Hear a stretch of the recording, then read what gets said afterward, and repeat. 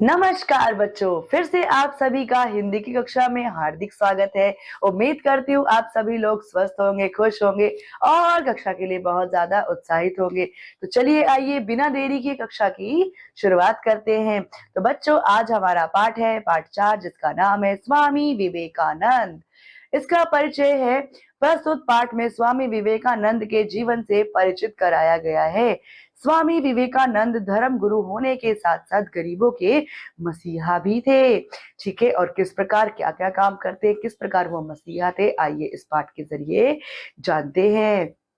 बच्चों, 12 जनवरी 1963 को कलकत्ता, जो कि अब कोलकाता है, में स्वामी विवेकानंद का जन्म हुआ था। उनके बचपन का नाम था नरेंद्र नाथ। उनके पिता का नाम श्री विश्वनाथ दत्त और माता का नाम श्रीमती भुवनेश्वरी देवी था। बच्चों, जो स्वामी विवेकानंद, उनका जन्म कब हुआ था? 12 जनवरी 1863 को कलकत्ता में, जो कि अब कोलकाता है। उनके बचपन का नाम था नरेंद्र नाथ था। उनके पिता का नाम क्या था? विश्वनाथ दत्त था। उनकी माता का नाम क्या था? श्रीमती भुवनेश्वरी देवी था।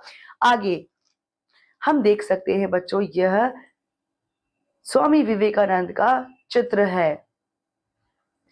बालक नरेंद्र पर अपनी माता का गहरा प्रभाव पड़ा।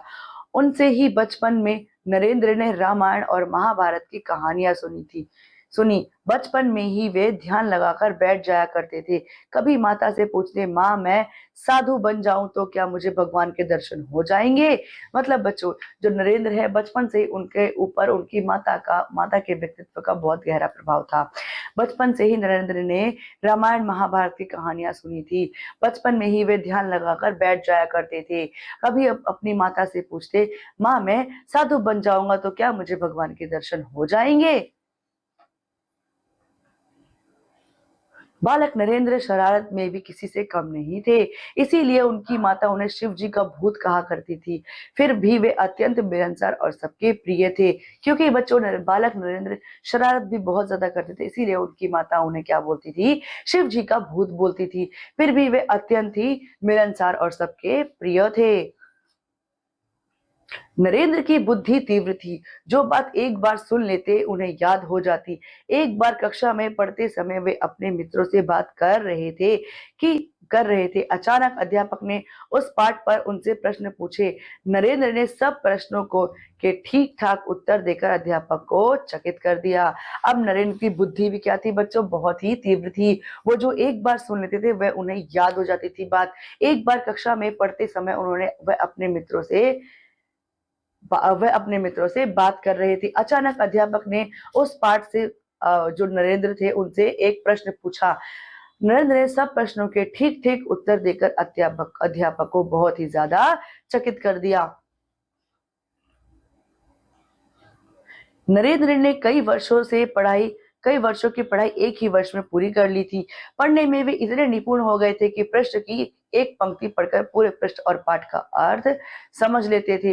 वे कई वर्षों तक नरेंद्र ने कई वर्षों की पढ़ाई में नरेंद्र ने कई वर्षों की पढ़ाई एक वर्ष में ही पूरी कर ली थी। वह पढ़ने में इतने निपुण, इतने होशियार थे बच्चों, कि प्रश्न में किसी भी पेज की एक पंक्ति को पढ़ करके ही पूरे पेज का या पूरे पाठ का अर्थ वह समझ लेते थे। कॉलेज में पढ़ते समय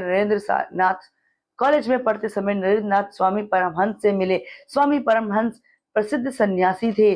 उन्होंने बताया कि ईश्वर को देखा जा सकता है। युवा नरेंद्र पर स्वामी रामकृष्ण परमहंस की शिक्षा का गहन प्रभाव पड़ा। नरेंद्र उनके शिष्य बन गए। तो बच्चों, स्वामी रामकृष्ण परमहंस थे बच्चों, वो क्या थे? एक सन्यासी थे, जो कॉलेज में पढ़ते समय वह किससे मिले थे? राम स्वामी परमहंस से मिले थे और उन्होंने बताया कि ईश्वर को देखा जा सकता है। युवा नरेंद्र पर स्वामी रामकृष्ण परमहंस का बहुत ही ज्यादा गहरा प्रभाव पड़ा, उनकी शिक्षा का प्रभाव पड़ा, वह उनके शिष्य बन गए। फिर अचानक सन 1884 में ईस्वी में नरेंद्र के पिता का स्वर्गवास हो गया। पूरे परिवार के जीवन यापन का भार नरेंद्र के कंधों पर आ गया। तभी स्वामी रामकृष्ण परमहंस का भी स्वर्गवास हो गया। अब नरेंद्र का अब नरेंद्र ध्यान और ईशा प्रार्थना में डूबे रहने लगे। उन्होंने जीवन भर विवाह न करने और त्याग का जीवन व्यतीत करने का व्रत लिया। देश के अनेक स्थानों पर वे घूमे और धर्म प्रचार किया।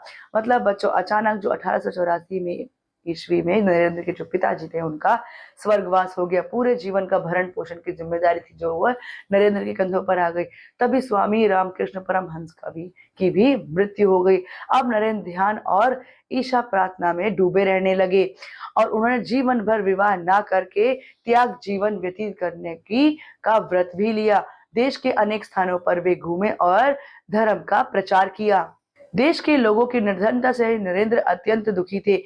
वे कहा करते थे कि जनता की गरीबी मिटाए बिना धर्म का प्रचार करना व्यर्थ है। सन 1993 में 1893 ईस्वी में वे उन्होंने स्वामी विवेकानंद नाम ग्रहण किया। अब बच्चों, वो कहते थे देश की निर्धनता से जो नरेंद्र थे, वो बहुत ही ज्यादा दुखी हुए। वे कहते थे कि जो गरीब जनता है, उनकी गरीबी को मिटाए बिना ही धर्म प्रचार करना व्यर्थ है। फिर बच्चों, 1893 ईस्वी में उन्होंने स्वामी विवेकानंद का जो नाम था वह ग्रहण कर लिया था।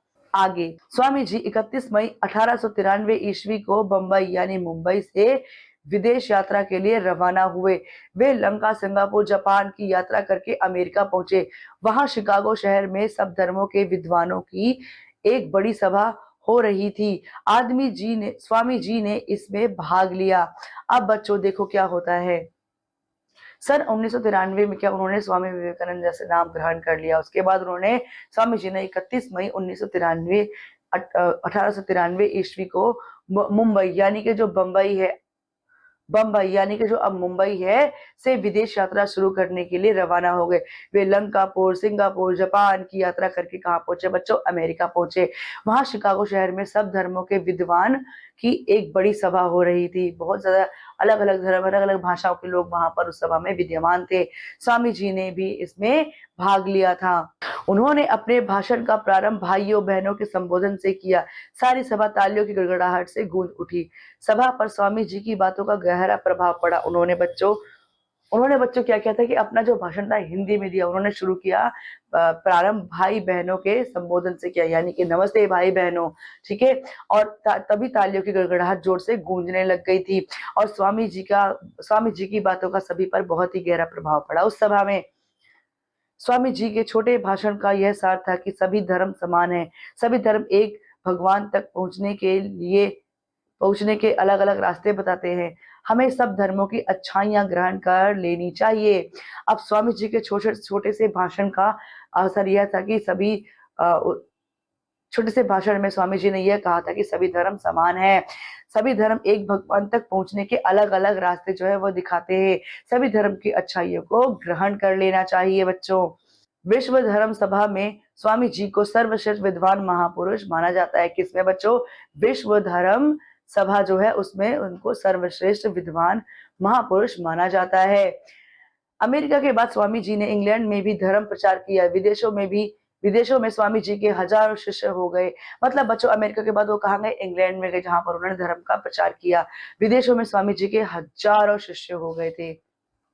स्वदेश लौटकर स्वामी जी ने धर्म प्रचार के साथ साथ निर्धन जनता की सेवा करने का उपदेश अपने शिष्यों को दिया। मतलब बच्चों, जब वो देश लौटे, भारत लौटे, तो उन्होंने क्या किया? धर्म प्रचार के साथ निर्धन लोगों की सेवा करने का भी उपदेश अपने शिष्यों को देने लगे। 4 जुलाई 1902 में 39 वर्ष की अल्प अवस्था में स्वामी जी का स्वर्गवास हो गया। स्वामी जी वास्तव में धर्म गुरु थे। उनका स्वर्गवास कब हुआ बच्चों? 4 जुलाई 1902 को। वह अल्प अवस्था में ही उनका स्वर्गवास हो गया था। स्वामी जी क्या थे? स्वामी जी वास्तव में धर्म गुरु थे। वे गरीबी के मसीहा थे। उन्होंने कहा था, ईश्वर को खोजने कहाँ जाओगे? क्या ये सभी दरिद्र और दुर्बल लोग पीड़ित नहीं हैं? पहले इनकी पूजा क्यों नहीं करते? जब तक हमारे देश में एक कुत्ता भी भूखा है, तब तक उसके लिए भोजन जुटाना ही मेरा धर्म होगा। हमें स्वामी विवेकानंद जैसे पुरुषों पर गर्व है। मतलब बच्चों, उन्होंने वो गरीबों के मसीहत, उन्होंने कहा कि ईश्वर को खोजने जाओगे तो क्या ये सभी दरिद्र दुर्बल लोग पीड़ित नहीं है? मतलब ईश्वर को खोजने कहाँ जाओगे? ये भी तो सारे, इन सब के अंदर भी तो ईश्वर ही है। और उन्होंने ये कहा कि पहले इनकी पूजा क्यों नहीं की जाती? क्योंकि सबसे ज़्यादा ज़रूरत तो इनको है भगवान से भी ज़्यादा। जब तक मेरे देश का एक कुत्ता भी भूखा है, तो उसके लिए भोजन जुटाना ही मेरा क्या है? धर्म है। ऐसा किसने कहा था? स्वामी विवेकानंद ने। और हमें स्वामी विवेकानंद जैसे पुरुषों पर बहुत ज़्यादा गर्व है। तो इस पाठ में हमने क्या सीखा? इसमें हमने सीखा बच्चों हमने सीखा ध्यान लगाने से एक प्रियता बढ़ती है और बुद्धि तीव्र होती है। मतलब अगर हम एकाग्रता से कहीं पर भी ध्यान लगाएँगे तो हमारी बुद्धि बढ़ेगी और तीव्र बनेगी। हमें सभी धर्मों का सम्मान करना चाहिए और उनकी अच्छाइयाँ ग्रहण नहीं करनी चाहिए। क्या करना चाहिए बच्चों? हमें अ, सारे धर्मों का हमें सम्मान करना चाहिए। उनकी अच्छाइयाँ जो है जो-जो अच्छाइयाँ उसमें वो हमें ग्रहण कर लेनी चाहिए। तो बच्चों इस कक्षा में इतना ही। अब मैं आपसे अगली कक्षा में मिलती हूँ। तब तक के लिए बच्चों ध्यान रखिए, पढ़ते रहिए। धन्यवाद।